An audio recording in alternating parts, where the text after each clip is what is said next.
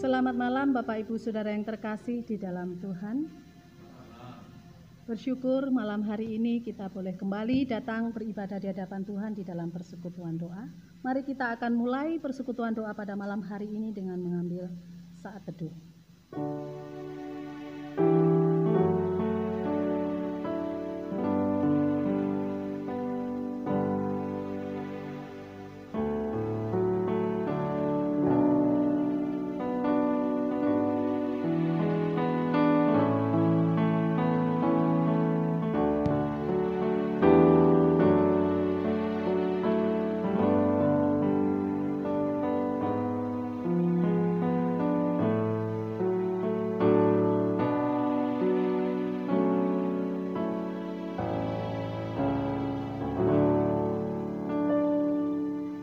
Dalam nama Allah Bapa, Allah Putra, dan Allah Roh Kudus, kita mulai persekutuan doa pada malam hari ini. Kiranya Allah Tritunggal memimpin persekutuan doa pada malam hari ini dari awal sampai akhir. Amin. Bapak Ibu yang terkasih di dalam Tuhan, banyak yang telah Tuhan lakukan di dalam kehidupan kita. Karena kasih Kristus yang ajaib, karena kasih Yesus yang telah dinyatakan dalam kehidupan kita. Mari kita bersama-sama memuji keajaiban kasih Kristus itu dengan pujian ajaib Kau Yesus.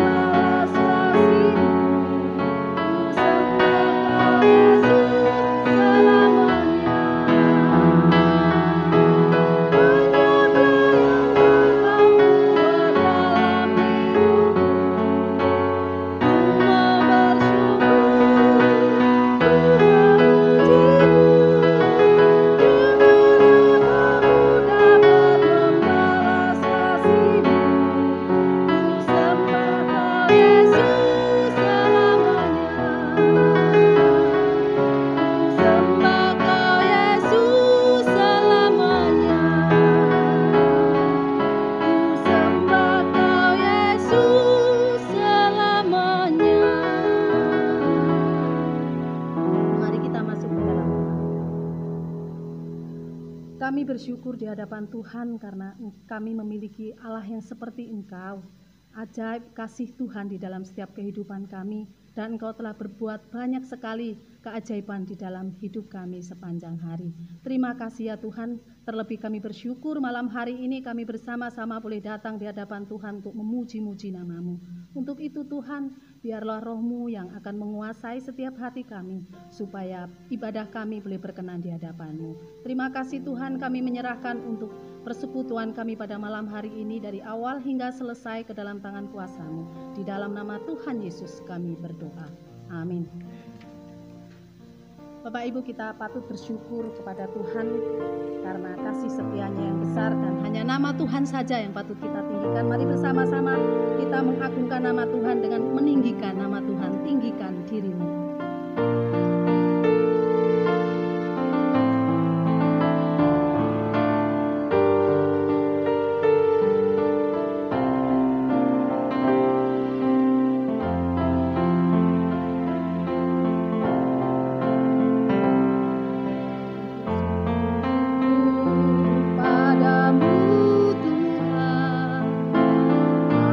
Atas kasih-Mu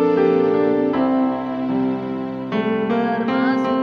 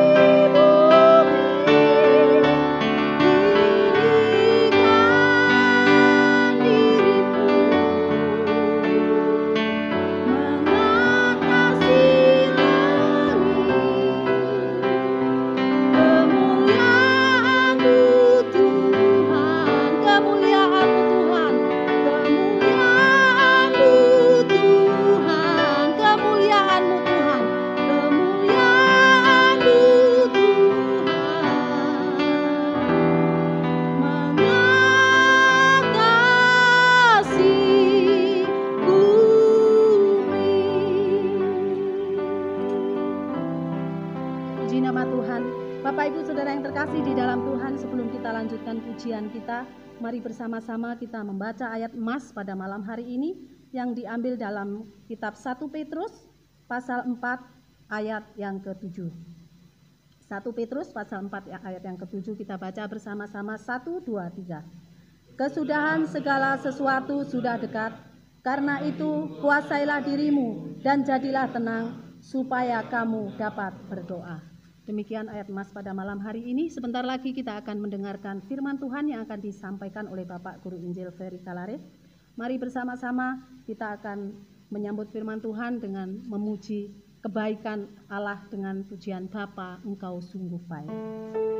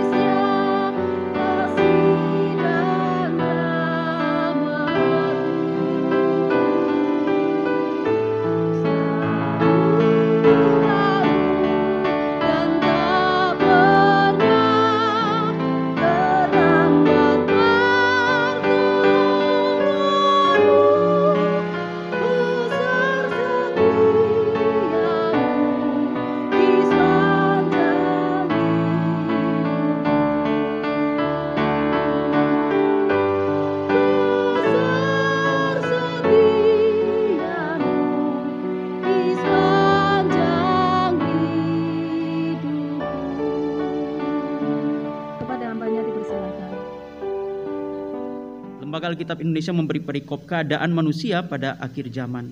Ketahuilah bahwa pada hari-hari terakhir akan datang masa yang sukar. Manusia akan mencintai dirinya sendiri dan menjadi hamba uang. Mereka akan membual dan menyombongkan diri. Nah, saudara yang dikasihi Tuhan, malam hari ini kita akan melanjutkan pembahasan kita berkaitan dengan keadaan manusia pada akhir zaman. Nah, menurut Rasul Paulus dalam tulisannya kepada Timotius, dikatakan bahwa perihal keadaan manusia pada akhir zaman akan seperti yang digambarkan atau yang dituliskan dari bacaan yang kita baca sama-sama. Nah, jemaat yang terkasih, minggu yang lalu kita sudah membahas tentang manusia akhir zaman yang cinta uang, yang sudah disampaikan oleh guru Injil Stoko. Katakan di sana mengapa manusia begitu mencintai uang, dan kemudian ada orang-orang tertentu yang menganggap bahwa money is everything. Uang adalah segala-galanya. Nah, kemarin kita sudah belajar bersama-sama, dan malam hari ini kita akan melanjutkan pembahasan kita dengan tema manusia akhir zaman, membual dan menyombongkan diri. Nah, jemaat yang terkasih, mengapa Rasul Paulus menulis surat ini kepada anak rohaninya yang bernama Timotius? Nah, kalau kita perhatikan memang jemaat di sana ada kecenderungan kehidupan mereka itu mengalami banyak tantangan di dalam mengikut Tuhan. Tetapi Rasul Paulus sedang berbicara tentang suatu masa, suatu peristiwa yang mungkin akan terjadi. Nah, pertanyaan kita, apakah ketika Rasul Paulus menulis ini, apakah memang jemaat di sana yang dipimpin oleh anak rohaninya yang bernama Timotius itu, apakah mereka seperti ini? Ataukah surat ini menjadi tanda awas atau peringatan, menjadi warning bagi mereka yang ada di sana? Nah, jawabannya adalah peristiwa ini atau surat yang ditulis ini menjadi sebuah tanda awas, menjadi sebuah peringatan bahwa di kemudian hari manusia pada akhir zaman akan menjadi seperti demikian. Dikatakan di sana, ketahuilah bahwa pada hari-hari terakhir akan datang masa yang sukar. Dikatakan manusia akan mencintai dirinya sendiri dan menjadi hamba uang. Mereka akan membual dan menyombongkan diri. Nah, jika kita perhatikan dengan cermat, khususnya ayat yang pertama di sana dikatakan bahwa akan datang masa yang sukar. Garis bawahi kata akan datang masa yang sukar. Jadi dengan kata lain, Rasul Paulus sedang memberi peringatan bahwa di masa yang akan datang keadaan akan menjadi amat sangat sulit. Dan manusia akan menjadi hedonis. Artinya apa? Dia akan mencintai diri sendiri dan dia punya hidup berpusat kepada dirinya sendiri. Segala sesuatunya harus menguntungkan diri sendiri, membahagiakan diri sendiri, membawa kepuasan bagi diri sendiri, menyenangkan diri sendiri, dan kebanggaan bagi dirinya sendiri.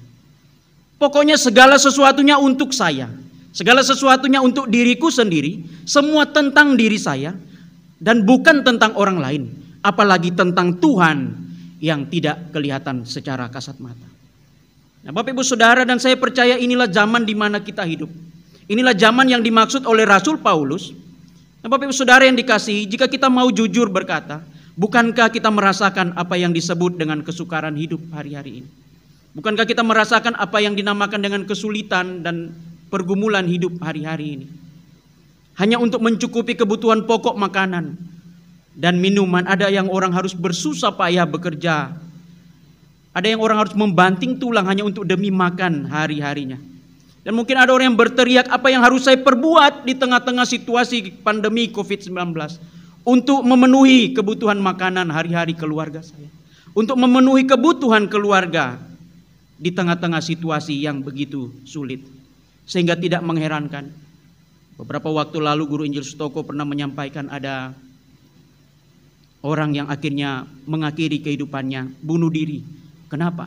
Karena tidak sanggup lagi menanggung tekanan hidup. Karena tidak lagi sanggup menahan untuk kemudian dia mencukupi kebutuhan hari-hari. Karena terlalu berat. Kian hari kian berat. Sampai akhirnya dia mengambil jalan pintas yang tentu tidak baik.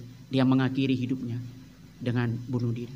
Tetapi di sisi lain, pada zaman yang sama, ada orang-orang yang terus fokus untuk mementingkan diri sendiri tanpa kemudian mempedulikan orang lain. Sampai ada istilah berkata, orang Jakarta bilang EGP, Emang gue pikirin, itu kan derita lo, kata orang Jakarta begitu.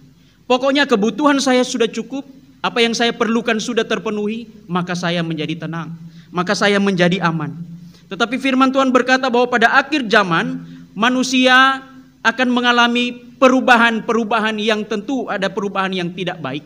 Mereka akan membual, mereka akan menyombongkan diri, merasa diri lebih daripada orang lain. Nah, pertanyaan kita, apa yang dimaksud dengan membual? Nah, jemaat yang terkasih dalam Tuhan, menurut Kamus Besar Bahasa Indonesia, membual berarti omong kosong, ngomong besar yang tentu sangat berkaitan erat dengan menyombongkan diri. Jadi membual, omong kosong, omong besar itu, atau bullshit itu yang pernah Muksahon sampaikan, itu satu paket dengan menyombongkan diri.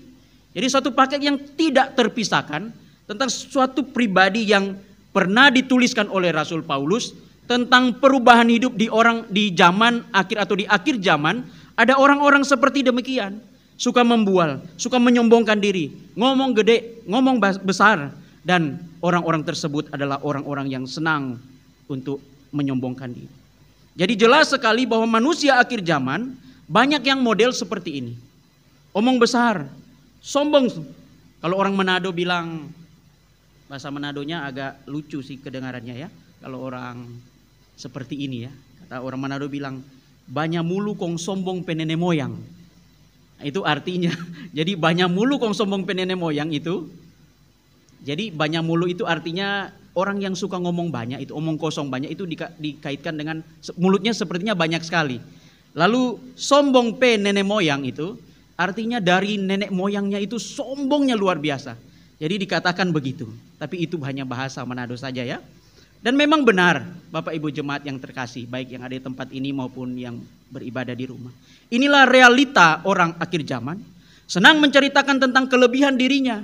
Senang supaya dia dipuji, dia kemudian memberikan janji-janji manis. Ya, dikatakan orang senang memberikan sorga telinga, menyenangkan telinga orang. Padahal sebenarnya omong kosong.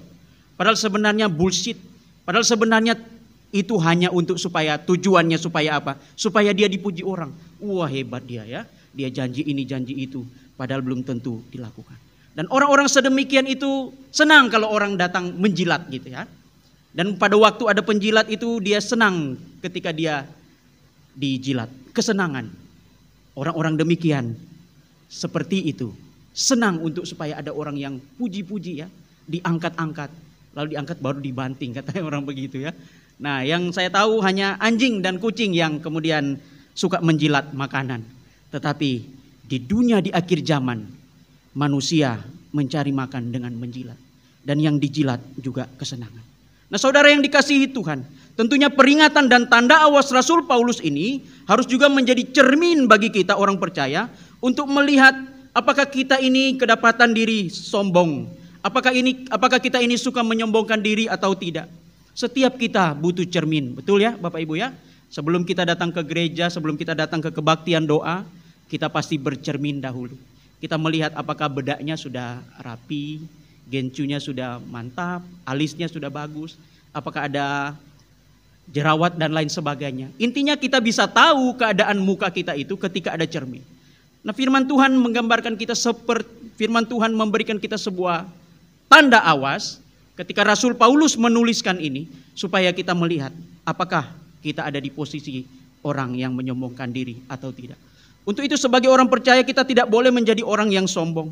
Memang perlu kita akui bahwa orang yang suka menyombongkan diri itu diidentikan dengan orang yang punya materi yang banyak. Orang yang kaya walaupun tidak selalu. Mengapa saya katakan orang yang senang atau suka menyombongkan diri itu diidentikan dengan orang yang memiliki harta yang berlimpah. Orang yang dikatakan kaya atau punya berkat secara materi. Jawabannya karena biasanya orang yang berduit itu biasa suka pamer. Ya, tidak mungkin kalau orang yang miskin yang tidak punya apa-apa lalu kemudian dia beli sandal jepit dan kemudian dia pamer, tidak mungkin. Kebanyakan orang yang pamer pasti dia antolui ya, bahasa keknya. Pasti dia banyak dan bukan jemaat di sini. Jadi tidak usah cari-cari dan pikir-pikir siapa maksudnya, tidak. Ini hanya sebuah ilustrasi saja. Ketika dia beli jam tangan yang mahal. mereknya Rolex, ya. Bapak Ibu tahu jam tangan kalau Rolex asli itu ya, mahal luar biasa. Dan pada waktu dia membeli tas, dia beli merek Dior. Waduh, ini kalau ibu-ibu sosialita pasti tahu ini harga tas Dior ini, merek Dior ini. Kalau aslinya itu bisa ratusan juta satu biji. Nah, mungkin ibu-ibu itu paling ketahuan kalau kita lihat. Sebenarnya ibu-ibu ini waktu dia jalan-jalan itu bawa tas mahal atau murah itu ketahuan. Menurut Bapak Pendeta Fu Kwet Kiong, dia bilang gampang mau diuji. Caranya gimana? Pada waktu hujan.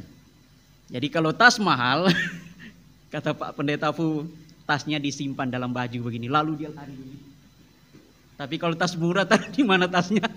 Taruh di kepala untuk tutup hujan supaya tidak kena hujan katanya. Ya, ini hanya guyonan ya. Nah, kemudian kalau dia beli gigi misalnya ya, beli gigi emas, waduh emas 24 karat mungkin ya, pasang gigi emas. Kalau ngomong gigi saya ingat Mukse Andreas ini. Pada waktu sama Bu Erna itu selalu, waktu saya pertama datang di Belitung, dibilang buang gigi, buang gigi, buang gigi. Saya di motor ini maksudnya apa? Masa gigi saya dibuang? Saya kan tidak ngerti dari Manado ya. Rupanya pindah gigi itu buang gigi rupanya. Ya, jadi kalau ketemu Mukse di air seru dulu ya. Mulai sudah buang gigi, sudah buang, ya. Padahal itu bahasa yang dipakai di sini berbeda dengan ini. Jadi saya pikir-pikir sepanjang jalan bagaimana saya pakai gigi asli ini bukan gigi palsu ya. Jadi, nah karena banyak duit beli pasang gigi emas. Nah ada sedikit guyon, ada nenek-nenek ya. Saya cerita sedikit ya. Dia kemudian ada maling pencuri kemudian curi barang emasnya di jari-jari tangannya. Kemudian ditanya polisi, kenapa nenek tidak teriak kok waktu dicuri? Saya takut Pak Polisi. Kenapa? Soalnya gigi saya gigi emas semua. Dia takut juga gigi emasnya dicopot. Nah ini hanya guyon ya. Ya orang kaya mempunyai banyak hal yang bisa dipamer. Dia bisa beli cincin berlian. Dia bisa beli hal dengan harga yang begitu mahal. Dan Bapak Ibu Saudara, orang yang berduit kadang mereka merasa tidak memerlukan Tuhan. Sehingga kecenderungan hatinya mengandalkan diri sendiri, menjadi orang yang hedonisme dan merasa bahwa saya punya uang, saya punya kuasa, saya punya uang yang banyak, jadi saya tidak perlu mencari Tuhan. Karena ada banyak juga orang yang merasa bahwa segala sesuatu yang dia perlukan sudah terpenuhi. Tetapi Bapak Ibu Saudara, ada juga orang kaya yang berduit, yang punya berkat materi tetapi rendah hati. Ada juga orang kaya yang berduit yang punya berkat materi tetapi tidak suka menyombongkan diri. Ada juga orang kaya yang berduit punya materi banyak tetapi tidak suka pamer. Tetapi fokus kita malam hari ini, kita akan melihat bagaimana supaya pesan Rasul Paulus ini menjadi tanda awas kita. Untuk kita jangan menjadi orang yang suka membual dan menyombongkan diri. Karena dosa ini bisa menyerang siapa saja. Dan mungkin saja kita sudah kena virus kesombongan ini, tetapi kita tidak sadari. Seperti sekarang kita masuk OTG, orang tanpa gejala, ya. Kita mungkin sudah menjadi sombong, tetapi kita tidak sadari. Nah mungkin saudara berkata, saya bukan orang berduit, saya bukan orang kaya, sudah pasti saya ini bukan orang yang suka menyombongkan diri. Nah jawaban saya belum tentu. Walaupun tidak kaya secara materi, walaupun tidak kaya dengan harta yang berlimpah, kadangkala ada juga orang yang miskin secara materi, tetapi juga ada sombongnya. Sampai kata orang, udah miskin masih sombong lagi. Dan kalau bicara tentang kesombongan, tidak hanya melulu dengan kaitkan dengan kekayaan atau harta yang berlimpah. Tidak selalu melulu begitu. Tidak selalu dikaitkan dengan harta dan keuangan. Tetapi kadangkala mungkin kita tidak sombong dengan harta kita. Tetapi kita bisa menjadi sombong rohani di dalam pelayanan. Kita merasa bahwa kita lebih baik daripada orang lain ketika kita melayani. Kita merasa kita lebih layak melayani Tuhan daripada orang lain. Kita merasa kita lebih tahu daripada orang lain dalam melayani Tuhan. Sehingga kita memposisikan diri kita menjadi orang Kristen kelas 1. Orang Kristen yang terutama. Orang Kristen yang lebih daripada orang lain. Dan kita mulai berkata, kalau bukan saya gereja ini tidak mungkin maju. Kalau bukan saya pelayanan ini tidak mungkin lebih baik. Kalau bukan saya tidak mungkin ini, tidak mungkin itu, dan tidak mungkin lain sebagainya di dalam pelayanan. Betapa bahayanya dosa kesombongan ini. Bapak Ibu Saudara, jemaat yang terkasih. Baik yang ada di sini maupun di rumah. Setiap kita bisa terserang. Setiap kita bisa punya kecenderungan untuk menjadi orang sombong. Sehingga ini menjadi satu tanda awas. Ketika Rasul Paulus menulis surat ini, menjadi sebuah tanda awas untuk hati-hati dengan dosa kesombongan tersebut. Pendeta Beni Solihin dalam tulisannya dia berkata demikian, dosa kesombongan seperti virus penyakit yang merasuk banyak orang percaya, tetapi banyak orang sombong merasa sehat-sehat saja. Nah, beliau mengatakan bahwa kesombongan itu merasuk banyak orang percaya, tetapi kadang-kala orang percaya yang sebenarnya sudah sombong itu, dia tidak merasakan apa-apa. Dia tidak sadari itu. Nah, pertanyaan kita bersama, mengapa kita tidak boleh menjadi seorang yang sombong? Jawabannya karena Allah atau Tuhan menentang orang yang sombong. Firman Tuhan dalam 1 Petrus 5 ayat 5b dikatakan demikian. Allah menentang orang yang congkak, tetapi mengasihani orang yang rendah hati. Nah, Bapak Ibu Saudara, inilah alasan mengapa kita tidak boleh sombong. Saudara yang dikasihi Tuhan, siapapun kita, baik kita dikatakan orang berduit, baik kita mungkin dikatakan orang yang tidak berduit, baik kita dikatakan orang yang kaya, baik kita dikatakan orang yang miskin secara materi, tidak peduli apapun keadaan kita saat ini. Satu hal yang harus kita sadari, bahwa semua kita harus rendah hati dan tidak boleh sombong di hadapan Tuhan. Mengapa demikian? Karena kesombongan adalah dosa di hadapan Tuhan. Ini kata Alkitab, bukan kata saya. Ini kata firman Tuhan, bahwa Tuhan menentang orang yang sombong. Tuhan menentang, menjadi musuh Tuhan bagi orang yang menyombongkan diri. Itu yang pertama. Dan yang kedua, mengapa kita tidak boleh menjadi seorang yang sombong atau menyombongkan diri? Jawabannya karena Tuhan bisa dengan mudah mengambil harta dan kekuasaan kita manusia. Seberapapun kaya kita, kalau waktu Tuhan mau ambil, waktu Tuhan mau itu diambil daripada kita, maka terserah Tuhan. Tuhan berdaulat, Tuhan berkuasa. Lukas 1 ayat 52 dikatakan di sana, Ia yaitu Tuhan menurunkan orang-orang yang berkuasa dari tahtanya dan meninggikan orang-orang yang rendah. Nah, Bapak Ibu jemaat yang terkasih, siapakah kita manusia? Siapakah Tuhan yang kita sembah? Kita manusia, kita dicipta oleh Tuhan. Kita manusia, kita terbatas. Kita manusia, kita berdosa di hadapan Tuhan. Sedangkan Tuhan adalah pencipta. Tuhan tidak terbatas. Tuhan tidak berdosa. Tuhan suci dan Tuhan kudus. Sehingga ketika Tuhan mengizinkan, ketika Tuhan memberikan berkat bagi kita, jangan menjadikan itu suatu hal kebanggaan untuk menyombongkan diri. Karena sebentar saja kalau Tuhan mau ambil, itu hanya dalam hitungan jam. Seperti ada satu kesaksian seorang hamba Tuhan. Sebelum dia menjadi hamba Tuhan, dia membangun usahanya 16 tahun, usaha spare part. Tetapi satu peristiwa ketika dia merasa dia mampu, dia merasa dia hebat, 16 tahun usahanya makin hari makin besar. Dari kecil kemudian terus menjadi besar, sampai akhirnya dia merasa sombong. Dia merasa bahwa inilah upaya saya selama ini. Dia merasa bahwa saya orang berhasil, sehingga dia menjadi begitu sombong. Dan kemudian apa yang terjadi? Tuhan mengizinkan usaha yang dia bangun selama 16 tahun dengan suatu kebakaran, 3 jam kebakaran. Dan dia duduk dengan kaos kutang ya, kaos kutang, dan dia duduk pakai celana pendek. Dan dia berkata, Tuhan, habis semua yang saya bangun. 16 tahun saya berjuang, tetapi hanya dalam 3 jam saja dilalap api. Seluruhnya habis, semuanya habis, tidak tersisa. Kemudian dia melalui peristiwa itu dia bertobat, dia kembali untuk rendah hati, mau membangun kembali usaha. Dia berkata, dulu dia begitu sombong sampai akhirnya Tuhan mengizinkan kebakaran terjadi untuk mengubah hatinya menjadi seorang yang rendah hati. Nah, Bapak Ibu jemaat yang terkasih dalam Tuhan, apa yang bisa kita sombongkan di hadapan Tuhan? Tidak ada. Semua hanya titipan Tuhan, dan kapan saja Tuhan mau ambil, dia bisa ambil dengan begitu mudahnya.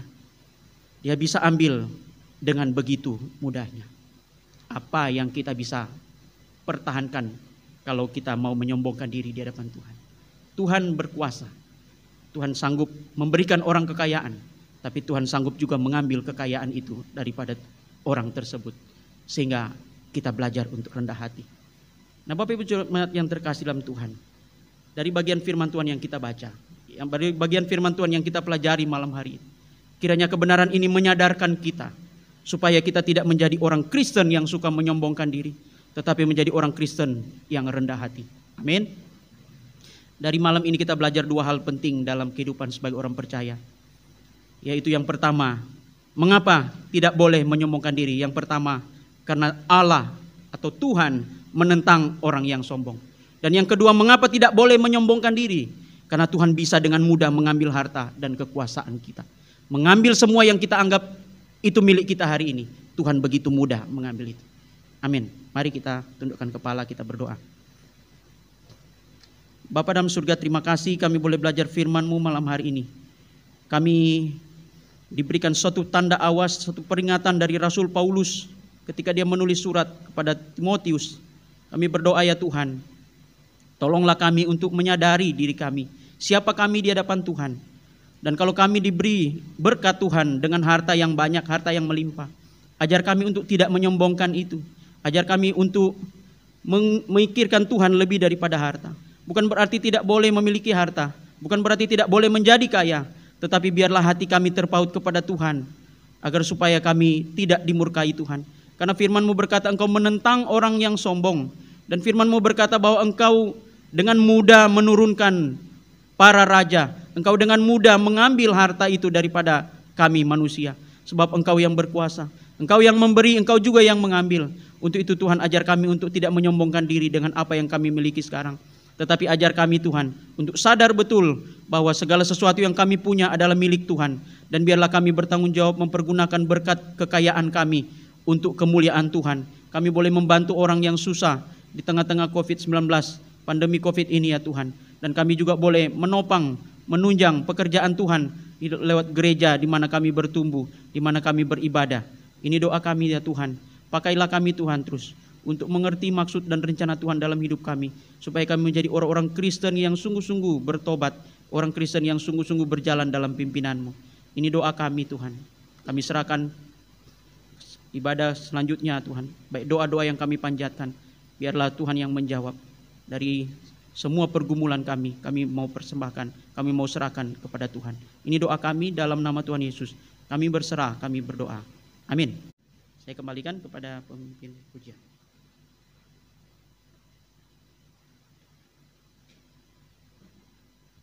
Bapak Ibu yang terkasih di dalam Tuhan, demikian kebenaran firman Tuhan sudah kita dengarkan. Selanjutnya kita akan masuk di dalam doa-doa syafaat. Kita percaya dengan berdoa, Tuhan akan memenuhi segala apa yang menjadi doa kita. Untuk itu sebelum kita bersama-sama masuk dalam doa syafaat, mari kita menaikkan pujian, Allahku kan memenuhi.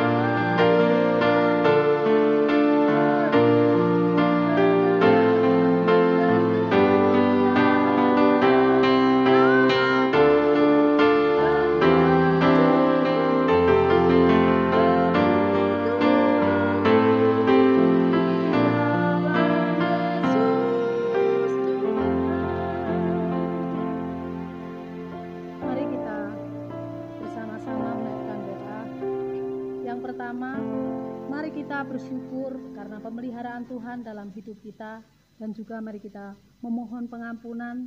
Mungkin ada banyak dosa yang kita lakukan di dalam perjalanan hidup ini. Mari kita berdoa. Bapa di dalam surga, kembali kami datang di hadapan Tuhan. Kami bersyukur buat cinta kasih pemeliharaan yang telah Tuhan berikan di dalam kehidupan kami. Tuhan, Engkau sudah mencukupkan segala apa yang kami perlu, walaupun terkadang mulut kami tidak mengucapkan itu di hadapan Tuhan.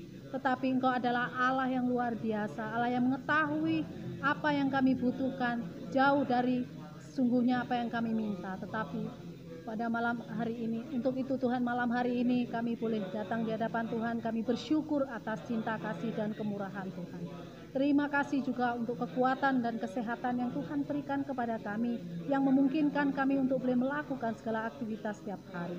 Terima kasih ya Bapa, terima kasih ya Tuhan. Demikian juga kami menyadari di dalam kehidupan kami sepanjang hari ini, atau hari-hari yang lalu kami melakukan banyak hal yang kami tidak berkenan di hadapan Tuhan. Mulut kami yang mengucapkan hal-hal yang tidak berkenan, hati kami yang berpikir tentang hal yang menyimpan segala dendam dan iri sebagainya. Demikian juga pikiran kami yang memikirkan hal-hal yang tidak berkenan. Tuhan, ampuni kami. Tuhan, kiranya Engkau akan menolong kami supaya kami boleh lebih peka di dalam mendengarkan suara Tuhan, sehingga kami boleh menjauhkan diri kami dari segala dosa. Tuhan, kami rindu hidup kami boleh semakin diperbaharui hari lepas hari untuk selalu boleh dekat di hadapan Tuhan. Terima kasih ya Tuhan, terima kasih buat pengampunan-Mu, terima kasih buat cinta kasih Tuhan. Terpuji nama-Mu ya Bapa. Kami bersyukur, kami mohon pengampunan di hadapan Tuhan. Terima kasih ya Tuhan Yesus, ampuni kami. Terima kasih ya Tuhan. Terima kasih ya Tuhan Yesus, terima kasih Tuhan. Ampuni kami. Ampuni ya Tuhan. Terima kasih ya Tuhan Yesus.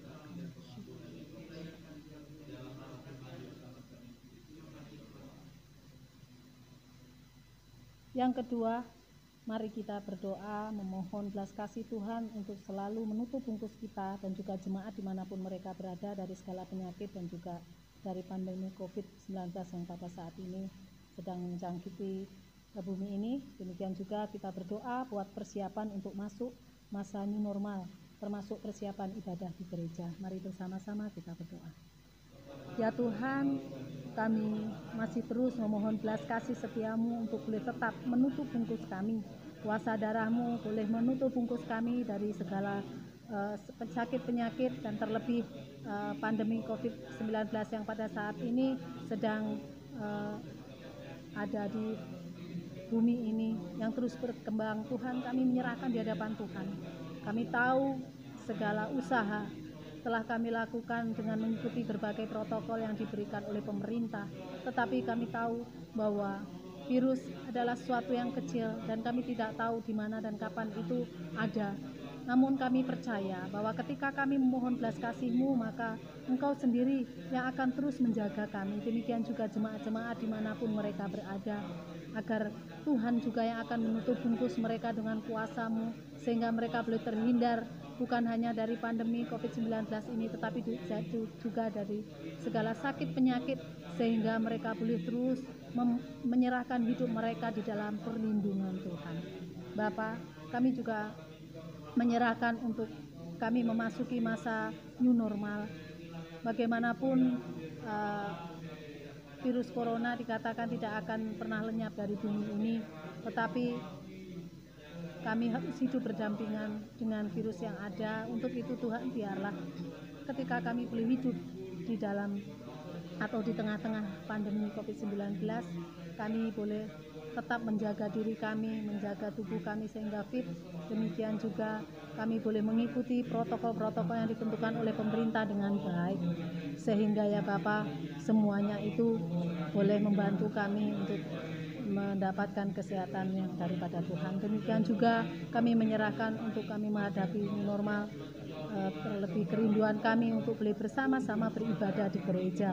Kiranya Tuhan menolong, kiranya Tuhan memberkati, sehingga semuanya boleh berjalan dengan baik, dan jemaat-jemaat Tuhan yang rindu untuk datang di hadapan-Mu boleh realisasi. Terima kasih ya Bapa, di dalam nama Tuhan Yesus kami berdoa. Yang ketiga, mari kita bersama-sama dan terus berdoa buat saudara-saudari kita yang sakit atau masih dalam proses penyembuhan. Kita berdoa untuk saudara Nerius yang masih dalam proses penyembuhan pasca operasi kakinya. Yang kedua, kita berdoa untuk Bapak Chen Chung Fu. Kemudian kita juga berdoa untuk Bapak Bong Tian Siong, dan juga tidak lupa berdoa untuk jemaat-jemaat yang sudah lanjut usia.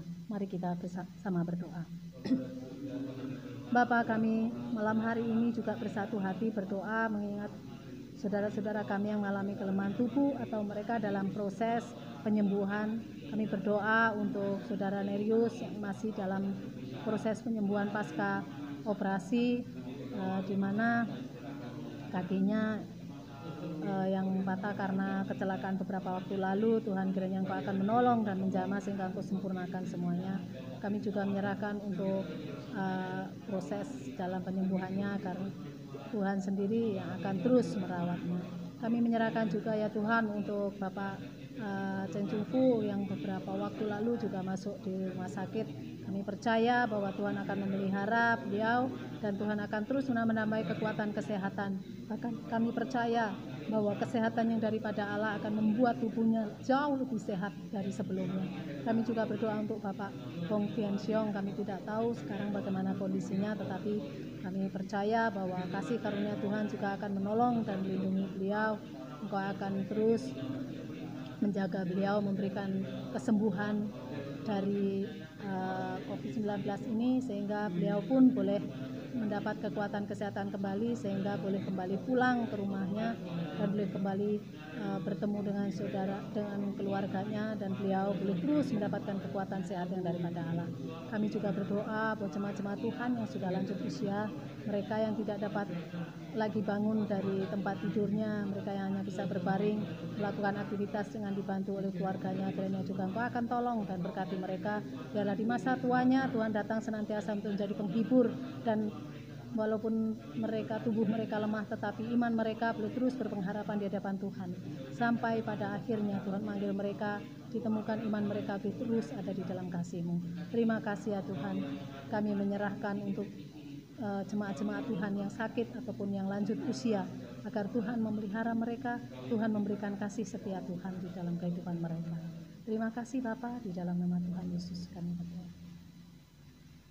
Yang terakhir, mari kita berdoa buat pemerintah, baik pemerintah pusat maupun pemerintah daerah Belitung dalam mengatasi pandemi COVID-19 ini, dalam mengambil kebijakan-kebijakan.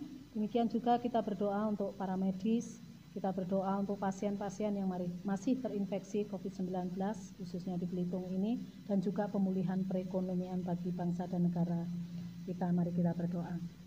Bapa, kami terus berdoa bersatu hati untuk para pemimpin kami, mulai dari pusat, Bapak Presiden, beserta staf-stafnya yang menjadi gugus depan di dalam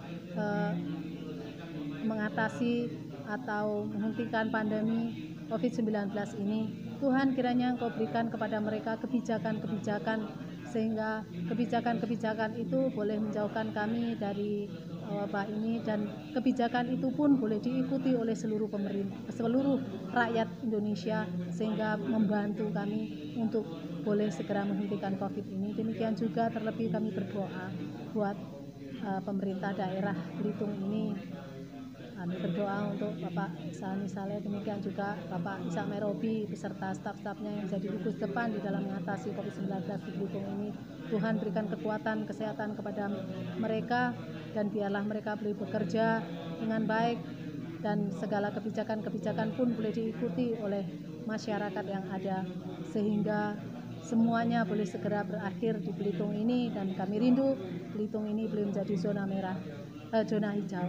Tuhan, kami juga menyerahkan Bapak untuk para tim medis yang boleh merawat pasien-pasien khususnya COVID-19 yang sangat rentan terinfeksi COVID-19. Kiranya Engkau akan tolong, Engkau akan berikan kepada mereka imunitas yang tinggi, sehingga mereka boleh terhindar dari terinfeksi COVID-19 dan mereka boleh merawat setiap pasien dengan baik. Kami juga menyerahkan Tuhan Untuk para pasien-pasien yang pada saat ini sedang dirawat di rumah sakit, Tuhan juga segera memberikan pemulihan. Bapa, kami hanya berserah di hadapan Tuhan karena kami tidak mampu berbuat apa-apa. Karena kami percaya bahwa semuanya ini hanya Tuhan sendiri yang akan mengakhiri. Maka untuk itu Tuhan, kami hanya memohon belas kasih setiamu saja. Untuk itu tolonglah kami Bapa. Biarlah kami tunduk dan taat di hadapan aturan Tuhan.